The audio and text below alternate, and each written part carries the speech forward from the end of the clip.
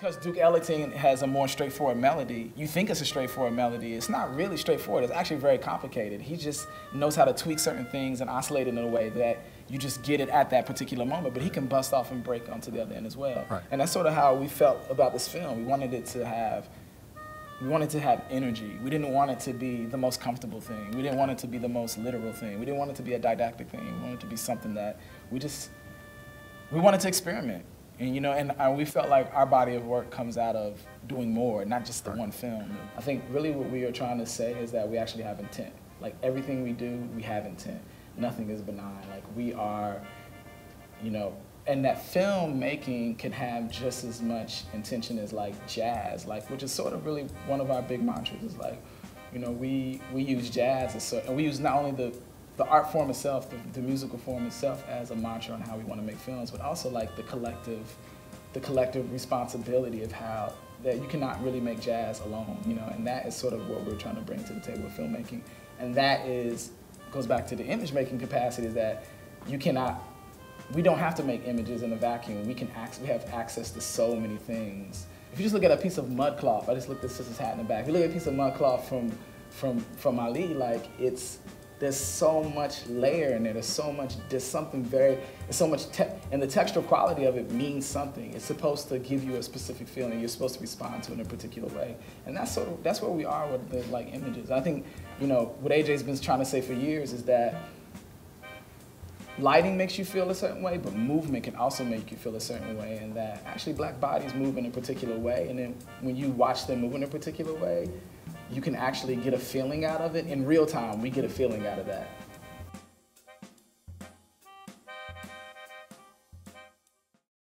I wanted to ask you how you got into film. Well, I kind of got into film really by default. It wasn't something I ever thought about. It wasn't something that I knew anything about. I didn't know any filmmakers. I didn't know any cinematographers. I come from like basically 125, almost, well, it's gonna be 125 years this year, almost 125 years of black morticians in the South. So, you know, I was supposed to be a funeral home director. So I spent most of my life helping prep bodies and all that crazy stuff. Basically, by the time I got to Howard, my mom died when I was really young, and so I moved to Chicago, and I was living with my father, who was, you know, is a great friend, but not really like the father. You know, there was like no curfew, there was no like, be home by 9 o'clock. You know, it's just like, just don't get in trouble. You know what I mean? Don't get shot and come home, you know? So, you know, by the time I got to Howard, I was really just like looking for family. And so the first place I saw family, and the first place I saw people sort of collectively doing something like I remember my family doing in Kentucky was in the film department, you know. School of Sea was just like, it was a great moment, you know. It was a lot of really interesting minds, people really pushing. I just heard people talking about stuff that I never heard before, and I was really interested in sort of like the science of it and the craft of it as well. Yeah, I remember watching films in one of those halls, and I feel like I saw Daughters of the Dust, not for the first time, but I saw it for the first time in one of those like late night screening sessions. Yep. And I feel like in that moment I was like, okay, you know, like film is super powerful. Yeah. And there are all these things that we can do with it. Yeah. So Restless City is an immigrant love story. It's about two immigrants from the African diaspora that meet in New York and have like a brief love affair, and then it ends tragically, like very brief, very tragically. And yeah, I mean, that's what it is in a nutshell. I've been studying Andrew's work since I was like 18. I've been studying his photographs. Yeah. I watched so many of his music videos when I was a student, and you know, studied lots of his photographs, and even some of the cinematographers he worked with were cinematographers that I really admired. And that's how actually I found out about some of the cinematographers were watching his music videos, his commercials. So he gave me the opportunity to shoot this film with him, like no money, his own money with some other fashion photographers, some other you know, people that own Clown Magazine and Arise. And short shoot. 18 days. Can you tell us now your references for Restless City? Besides Chris O'Feely, are there other? Yeah, there's Chris O'Feely, Alex Webb, Roy De Carava, Andrew. Then there's a painter. I can't remember her name. Now it's slipping. Ghanaian, young Ghanaian painter. First name Yvonne, I think. Yeah, she's incredible. She does these huge pieces that are really unbelievable. Like, really very dark and uses color to like really tell. And they're about dreams. Like, so the faces you see in the paintings are not faces of people that she's seen before. They're faces of people that are somewhere embedded in her psyche. So she uses these, and so she really was a big reference for us. But yeah, I mean, Chris is it, man. Chris is sort of like our go-to.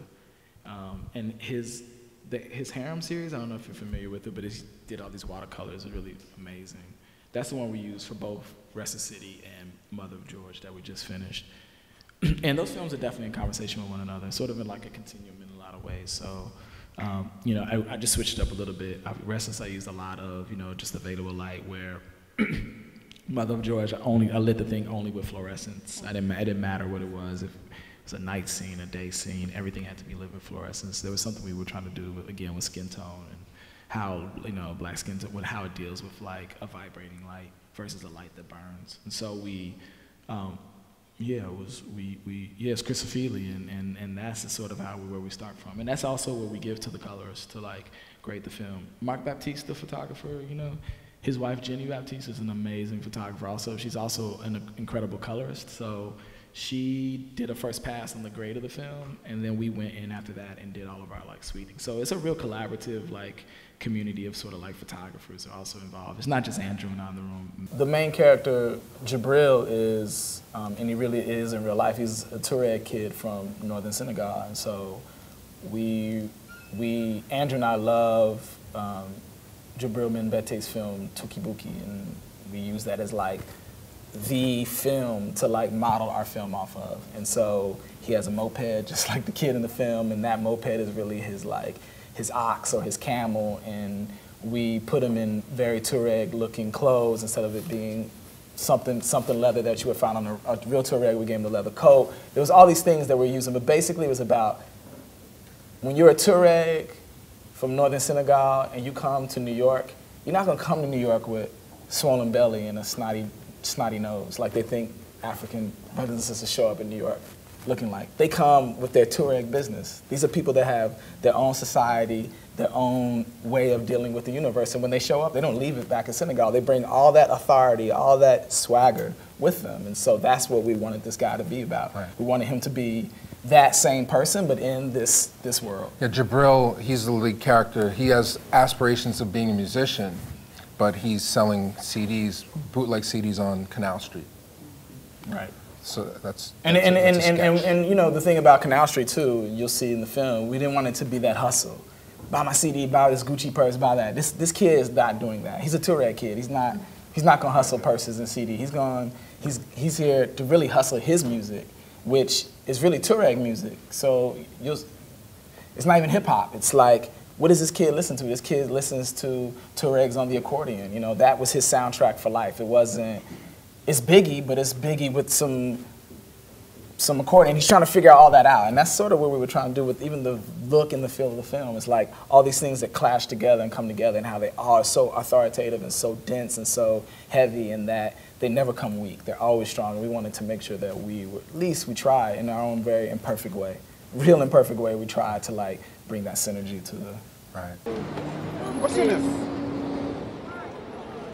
Adenike. Adenike? Adenike, you look beautiful.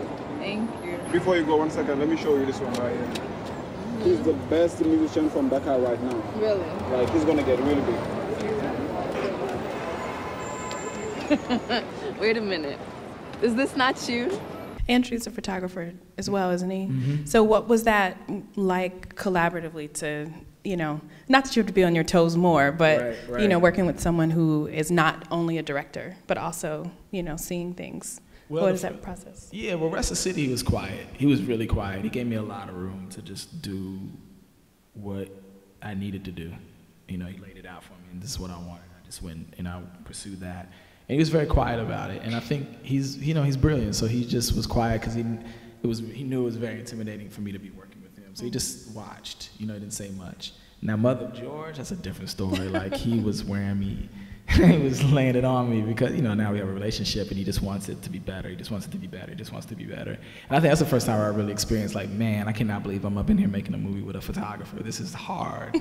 You know, I didn't feel it the first time, but I felt it this time. And, you know, he's persistent. He knows what he wants. He knows how to, like, get it too. And he knows how to get it in a real, he knows how to use bodies to get a geometry in the frame that I don't know how to, I don't know how to do. It's something I'm learning. And so his directorial thing is not necessarily like telling his actors, deliver the line like this. No, hopefully no good director's doing that anyway. Like, deliver the line like this. But he's not telling them where to go. He's not doing any of that. He's just saying, move your shoulder back that little way. And like literally it changes the frame. And that's what fashion photographer does, right? You could put somebody in a pretty dress and the dirt and then why is she laying but it's the way he crosses her leg and puts the hand behind it. All these things he's amazing at. So that is where you know, you learn. I learn a lot by watching him, and that's where I know his directorial sort of style is. And he's also, I mean, you know, you got a chance to work with Isaac Ben-Kole, and you know, those guys are not going to let him tell them what to do. So you bring them on so they can bring their genius to the table, and so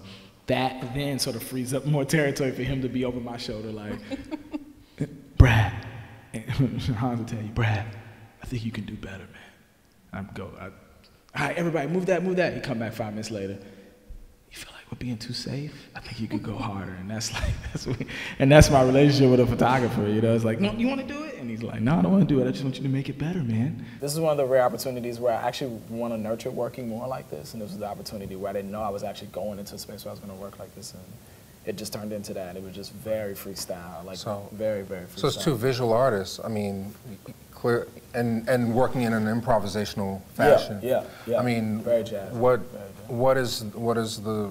What's it like? Do you just get on the set that day and you block it and? Nope. You get on set and there's producers who are working like film producers. Okay, today we have 5 pages to do. It's going to be a tough day, guys. We have to get 5 pages. And you know, we have we're looking at, and we'd be hearing, and at some point we wouldn't be hearing them anymore. And Andrew would go, yo, Brad, man, look at that light on the wall. And then he would turn to Mobalaji, who's his costume designer. You really should pay close attention to the costume in the film. It was a very important, I think, element. He's a guy that should really be part of this discussion, because that's the team.